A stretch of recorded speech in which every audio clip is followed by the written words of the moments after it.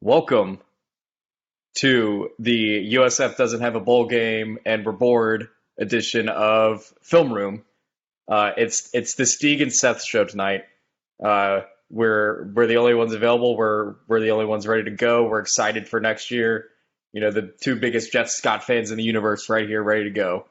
Um, so Seth, I believe you're gonna show us a little bit of similarities between what Clemson was doing this past year and some of the stuff we saw with Kerwin Bell's offense this past year with USF, right? Yeah, so when Scott initially got hired, there were reports that he may keep Kerwin on. So I started to kind of look and see what they were doing at Clemson and saw if there were any similarities. And I think I mentioned in our last podcast, it turns out there were quite a few of them. So even with Kerwin and the rest of the staff not returning, there still may be able to glean some information by looking back at what USF did last year and how maybe it'll make for a smoother transition than the one that the offense had to make from the previous season to this past year. So we'll go Perfect. ahead and we'll take a look here. We got a bunch of stuff queued up. It's going to be a long one, so hopefully you've got nothing else to do since USF doesn't have a game, and some of the bowl games early on are not very good. So, all I was about to right, say, and so it's we'll Christmas start. time, so avoid those in-laws watching the film room. There you go. You can watch this in pieces as you hide in the bathroom. So there you go. So we'll start with kind of the basic run game stuff. So I have it labeled here split zone, but it's really just inside zone.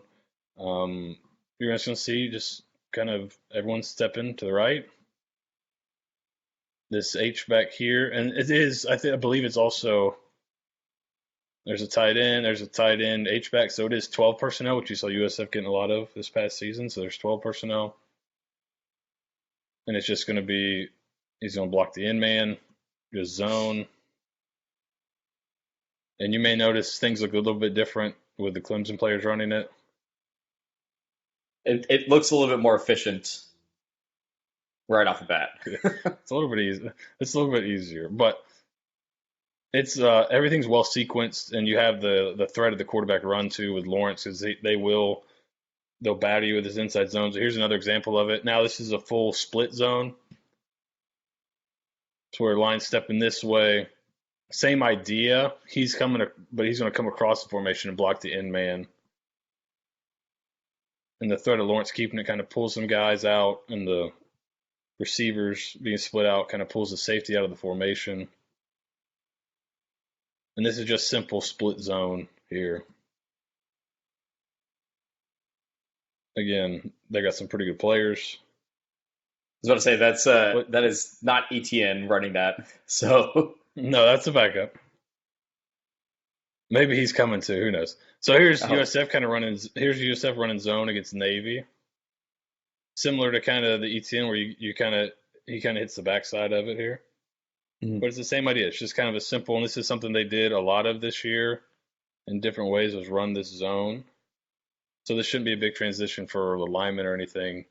I know they ran a little bit last year, but um, I think it's a little bit different than just the straight inside zone they were running more of the year before. And again, another look at it. Again, cutting out the back door. So that's kind of the inside zone basic. No, I had 3 or 4 Clemson games. I didn't get a one where they popped a counter, but they run counter a lot, and you'll see they run it a lot with the quarterback too. So here's your guard pulling to kick. You have your H back coming to wrap inside. This is in the Tampa National Championship game I was against about to say Alabama. great choice here. So they fit the run pretty good at Alabama. So it doesn't look like a great play, but it's counter. And here's USF this past season run the counter the exact same way, even with you have the guard pulling the kick and the H back. So you have your guard pulling and your H back coming up inside. Same version of counter. And here's them running it against BYU as well. Again, you have kick. The back does a good job of cutting up inside here. One of their big runs kind of late in the game against BYU to get a go-ahead touchdown there. They'll Yeah. also run. This is something I don't have. I don't have clips of Clemson running this, but they will run. They ran this a ton in the past. The games I didn't have, it's a dart where they pull the backside tackle and they'll read him. They'll read the ends. It's just kind of a different look. But this is something Clemson ran a lot in the past. I didn't see it in the 3 games I have, but I this was is about to say, something they run a ton. I'm almost distinctly remembering this type of play call with Deshaun Watson. Yeah. Just, yeah. They were kind of, I think Morris might have brought it to them, but they ran it a ton. I know they started running it with Taj Boyd, and then it kind of kept going. I'm Hmm. pretty sure. I'm not positive, but they've been kind of, if you look up Dart, I think you'll see like Clemson sites writing about it. Like it's been there for a long time. It's been one of their staples. So another one of their staples, like we looked at regular counter. Here's quarterback counter. They'll do that a lot. This is a ACC championship this year with their backup quarterback. He was a pretty good player too, by the way. But here's Yeah. his counter. And here's USF this season running quarterback counter as well. Similar window dressing and then coming back. And this is when McLeod was still relatively healthy. You can kind of see a difference. A little Hmm. spring in his step there. And then this is a similar, they pull the center and the tackle here. This could have been, it's almost like a buck sweep where you pull both guards, but it's the center and the tackle. But for the backfield purposes, we'll just tag it a counter. So again, you have one kicking, one wrapping, and then we didn't get to see very much of this because he got hurt in this game. But there's an explosive player. Yeah. Here's another Clemson staple in the run game.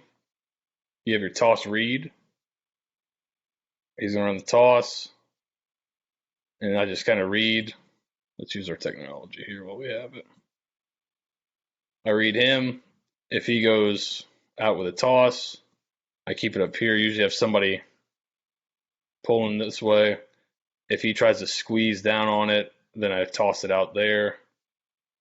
You'll see here, they actually pull it like counter even too. They got 2 guys coming in here. In widens, quarterback keeps it up inside. And now this is the Kelly Bryant teams. Yeah. So this is maybe what you may have seen more if McLeod's going to be the starter, but there has been a transfer in at quarterback, so there may be a competition. But Kelly Bryant teams featured a little bit more kind of easier stuff for the quarterback. But this is the toss read, so you see that. Here's USF this past year. Late in the year against Memphis here. Kind of the same idea. They don't pull both guys. They arc it. They're going to wrap the guard here. But the same idea. Reading him. If he widens out, quarterback should keep it. If he closes down, I pitch it to the back here. Hmm. So right there, sees the guy widen, and so he keeps it up inside. If you go back and watch the national championship game that was played in Tampa, Clemson ran a ton of jet sweep. They didn't hand it off very much. They ran it to receivers. They also put running backs out here in the slot in motion. That's kind of what they do here. But they ran a ton of jet sweep and a ton of jet sweep fakes for play action, and they also ran quarterback counter off the jet sweep. So that's kind of been a part of their offense. Not a gigantic part, but they use it. They'll give the jet sweep, and they also use it in window dressing. We saw USF do the same this season.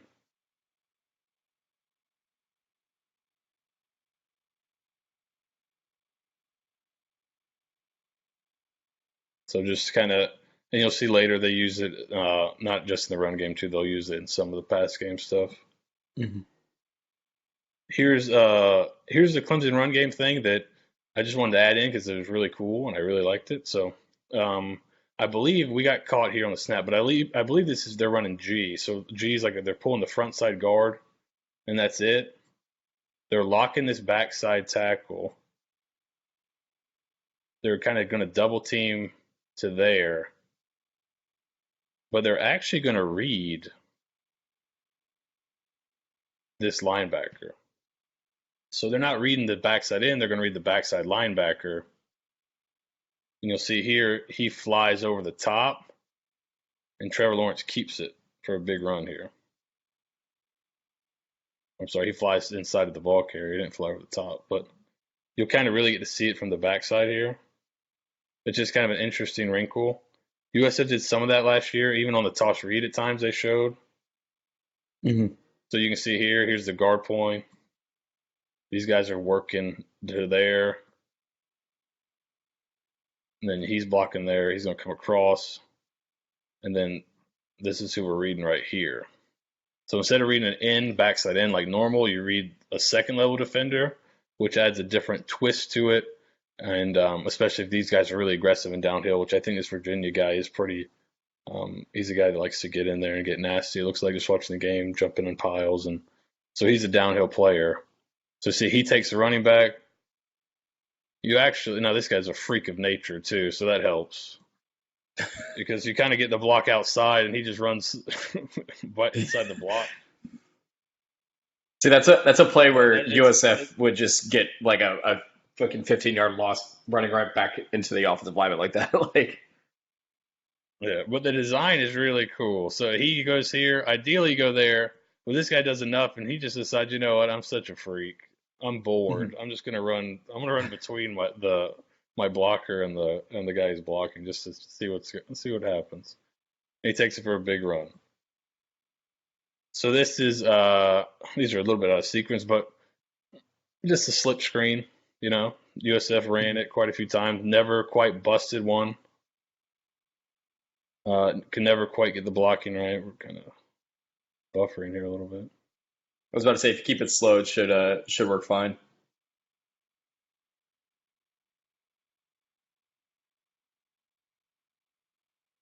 So right, we're going out here.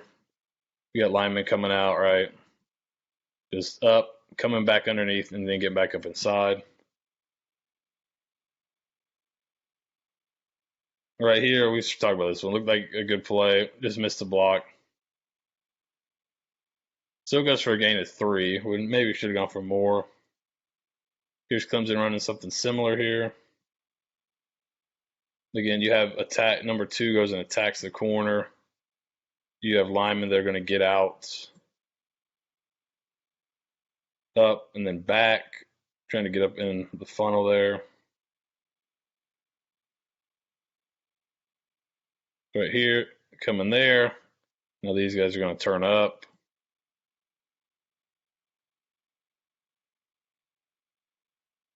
And he ends up taking it for a few more than 3 yards. Just a little bit more, probably, right? Again, this is in that Tampa national championship game. Mm-hmm. So now we're running back full speed here. Now it's loaded up a little bit better. But same idea, kind of that number 2 goes and gets number 1, and then you get your lineman out in front and bring that outside receiver. Yeah, bring that outside receiver back up inside. So this is kind of a pivotal play for them. 2nd and 6. They're down 14-0. They haven't really done too much on offense yet. They've been stopped on 4th down and then turned the ball over a couple times. So this was a kind of I think this play kind of sprung their first touchdown drive in the national championship game. And obviously they ended up winning it. So this is back to the ACC championship game. So this is more like RPO stuff with free access. So it looks like you have a run game called. Possibly it could just be play action. But you can tag. It may just be a play action play, but they'll just tag kind of something backside, even on their run game stuff. Mm-hmm. Or if this guy's off, I can just take this easy. So it's free access. If he gives it to me, I'll just take it on the backside.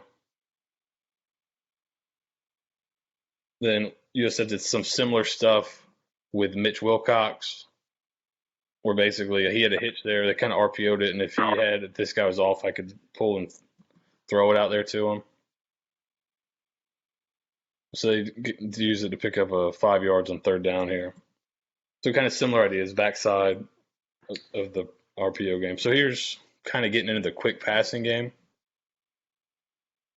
Number one's going to run called a snag route. Number two's got a corner. The back is in the flat or flaring out. So you kind of have a triangle read here. Mm-hmm. So if he stays wide here, you got that. Then you got the corner up behind it. Somebody tries to jump on top of it. So this is wide corner. They run that quite a bit. Here's one against Auburn with Kelly Bryant. Here's again same concept later in the game, just a different formation. I was about to say it's almost a quintessential, like, kind of intelligent pass play. Yeah, I think it was an air raid play, and then everybody kind of uses it in the quick game now. The Spider 2 wide banana of college football. The quick game. So there's a little wide corner. Here's USF running it here.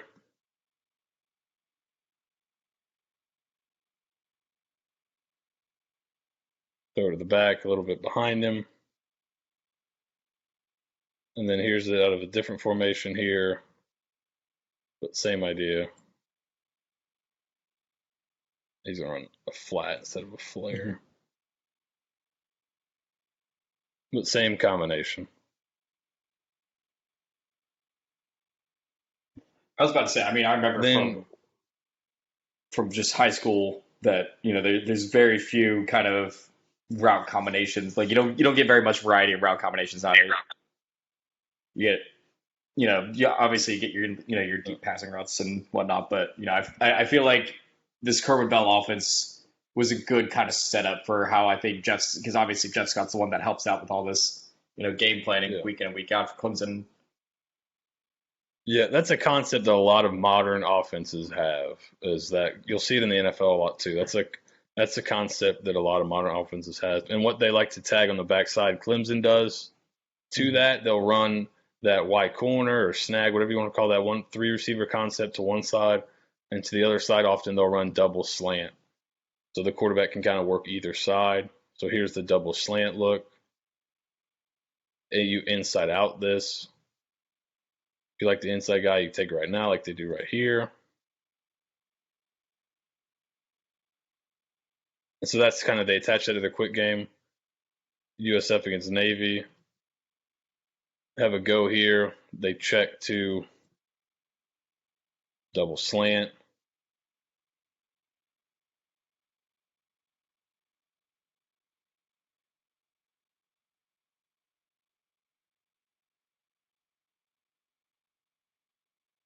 Fortunately, it's dropped, but so kind of a similar thing. That's another one that's kind of most people have that in their quick game, but Clemson likes to package it up with that other wide corner. Here is a drive concept, so we'll show USF running it first. Drive, you'll have one guy come underneath on a shallow, then behind him will be usually a 10, 12-yard dig. So if you get somebody to jump in the shallow, you may open up a window behind him for the dig.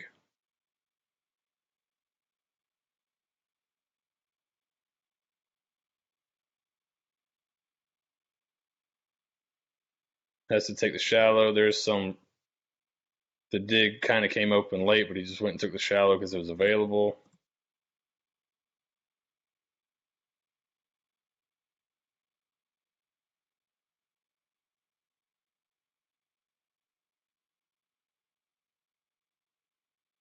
Here's Clemson running drive.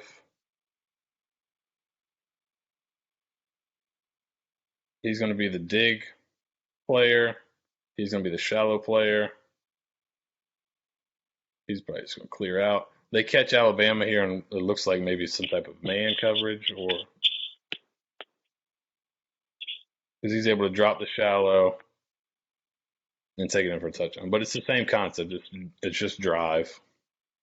It's almost like there's a big talent disparity between Clemson and USF this past season, and, well, in seasons past as well. Yeah, you could probably say that. Here's a double post concept. It's a double post. It's almost like a deep crosser. He's a really deep, more vertical post. So he's more about getting a depth across the field. He might get more vertical, and sometimes you'll hold him here. I think they had him come across, is what Clemson did. So double post concept. So you can see here, here's one post, here's the second one. The safety took this one, so he could really had either one, but he got so open. Takes him. Bye-bye. And as you watch this, just remember that Jeff Scott did coach the receivers there, so they're very well coached. They run I was really about to say, there's been routes. some pretty decent receivers coming out of Clemson these last couple of years. Yeah, and there's more to come that he probably recruited and got there. So you can watch the receivers and kind of see how well coached they are. So that's encouraging too. So the double post. So USF ran double post a ton out of a ton of different looks. This is basically double post with a wheel. You're going to get coming here. He's going to go to the back of the end zone. He's going to run a hitch basically. It's kind of double post, kind of smash coming across. But it's the same idea. You got one guy coming across to the safety. If the safety bites, I can come back to the other guy if I don't like it. Mm-hmm. They're kind of a similar concept. So it shouldn't be a new read or a new concept for the quarterbacks and receivers. Here's another look at USF running a look at it. Same thing. I think Mitch's supposed to get across here, and then you have the post coming behind him. He kind of gets a little vertical, but still opens up the post, and probably the best catch of the season there by St. Felix. Again, encouraging that he's going to have a good wide receivers coach next year. Yes, I think that'll help. Here's your boy. Taking out. Putting one through. Taking straight. The numbers, about ripping the numbers off the jersey there. So again, you had the crosser clear out. So here's your crosser to clear it out. In the red zone, it's a little tighter quarters, but here's your post, second post behind it. It's really it's double post. It's also like four verts with somebody taking the flat on the other side, and it's kind of a similar thing.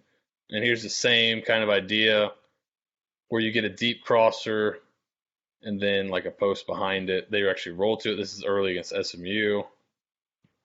You have him kind of occupying guys down here. Is this when we found out that Jordan McLeod doesn't have a great deep arm? Yes, it is. It may have been that. Yes. Yes. It might have. It may have been here. I think that thing caps at 40. Yeah, he's got 45 yards there. Yeah, that's his limit. So this is one if you lead him a little bit here. Yeah. It's probably 6, but kind of same idea. You can kind of see that one compared to the Clemson one. It's the same idea. Here's a look at USF H wheel, sneaking him out of the backfield. This feels like it's been in USF's playbook for like 8 years. This is a great one to sneak in, but yeah. Clemson actually pulls it out against Alabama, but Alabama actually covers it. So see here, they'll fake to him, and then he's got the wheel. They actually cover it pretty well, and they're just going to have the tight end run a shallow into the vacated space. So they have a tight end here. The thing's going to go across the field, and you have the wheel coming. So you can see the wheels coming out of the backfield right here. So kind of the same thing USF just did, but Watson sees it covered well, and he comes down to his check down here. And there's so much space that it still ends up being a really big play for him. This is against a pretty good Alabama team. So play action, just the straight go route. So you got a little go route here to give a shot. Again, another great catch by St. Felix. It'll be interesting to see what he looks like next season. Mm-hmm. I think he had a lot of opportunities this year, but maybe some of that individual coaching he might get might help him out. Here's kind of the same idea. Looks a little bit different. But again, you watch this, they're very good, but hey, Jeff Scott's the receivers coach, so that gives you some hope there too. Then also here's their backup quarterback. Kind of a deep post shot with a crosser underneath. You have the deep post coming from this side, crosser coming from this side. The safety jumps up on the crosser. You got the post over the top. With the play action, hits the deep post shot. And then here's your boy Rigel. Same idea. You're going to have a crosser coming here, deep post. He was just a little too jacked up. He had that extra bump of cocaine right before the game, so we'll make sure we get this thing full speed here. I don't want to shortchange him.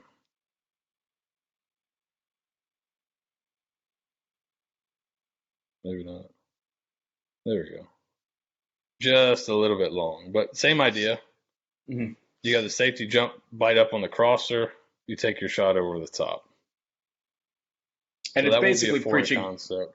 Yeah, it's preaching to the choir that we've been saying all year that the play calling was never the problem this year. Like, no, I don't think so. And this is something you'll see a ton from. You saw a lot from USF running a bunch of different ways. It's just smash, hitch, corner on both sides. 3 receiver side, he's going to kind of run down the middle of the field. Corner jumps up on the hitch. You throw the corner out. That's they run it inverted. USF ran this too. I didn't have these because they ran it inverted like this against Clemson. Or not Clemson, I'm sorry, Wisconsin rather. Where he's going to come in here and he'll build the corner out guy, and he's going to come here and he'll be running out, but they end up in the same spot as they would if it was a hitch in a corner by number 2. Same read for the quarterback. This is Deshaun Watson throwing to Mike Williams. Reads don't matter as much. I was about to say that's, but it's still the right read. They were very well coached. When you put good coaching with really good players, it's usually good results. So that's just inverted smash. So we saw USF run a ton of that. And here's kind of some sprint out game. This is what they did with Kelly Bryant. Wasn't quite as good a thrower as Deshaun Watson or Trevor Lawrence. So they did some easier stuff with him. So you got a little sprint out. Number 2 kind of just running out. They kind of almost crisscross. Here's against Cincinnati earlier this year. You get the go route by number 1, the out route by number 2. McLeod takes his shot on 3rd down. And then I believe it's Xavier Weaver, who had a pretty good year for a pretty good freshman campaign. So he's another guy that, maybe makes a step next year that you can be excited about on the go route. But same thing, just kind of giving an easy throw to the out route, rolling them out. They'll also sprint out and run. So we just talked about smash. They'll sprint out to smash. So there's Trevor Lawrence in the ACC championship game, sprinting out. There's the hitch. Here's the corner out, right? Just smash. Sprint out to it. That guy makes the dude miss. Here's USF against Cincinnati again. Same idea. Sprinting out to smash. Here's your hitch. Here comes your corner out.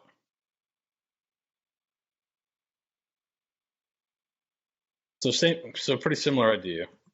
Mm-hmm.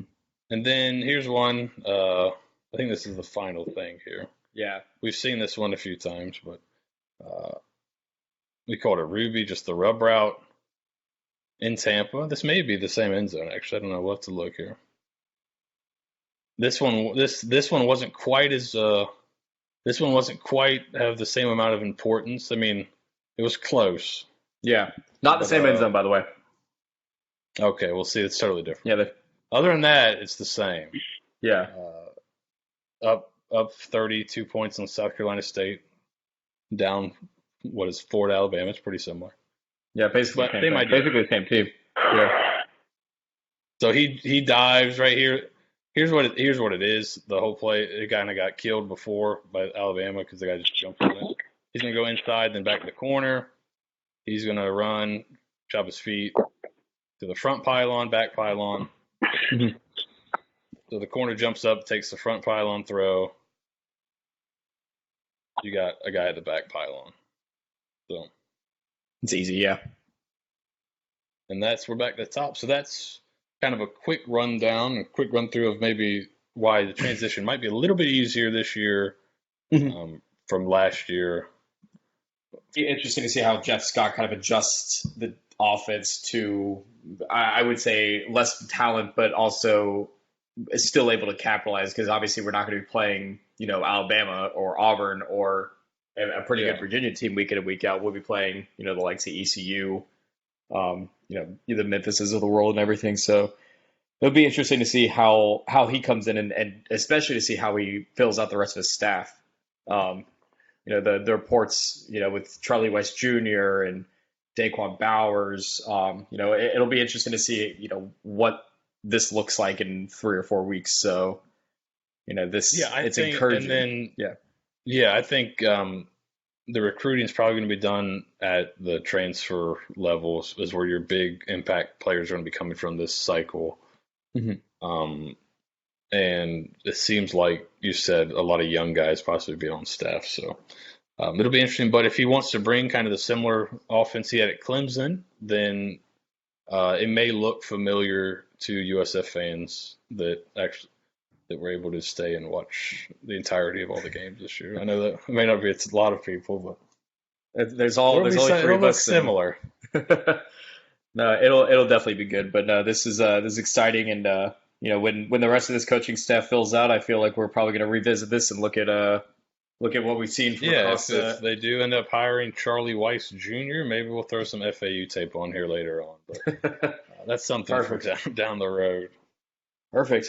Well, I think that about wraps up our film room. It's nice and sweet this week. Not too many long tangents about random things. So a lot of good information. But we'll be recording the podcast right after this, talking about recruiting. The main thing that Jeff Scott's got to do coming in here now is get the talent in finally. So thank you for watching the film room today. We'll revisit this in a couple weeks and go Bulls. Go Bulls.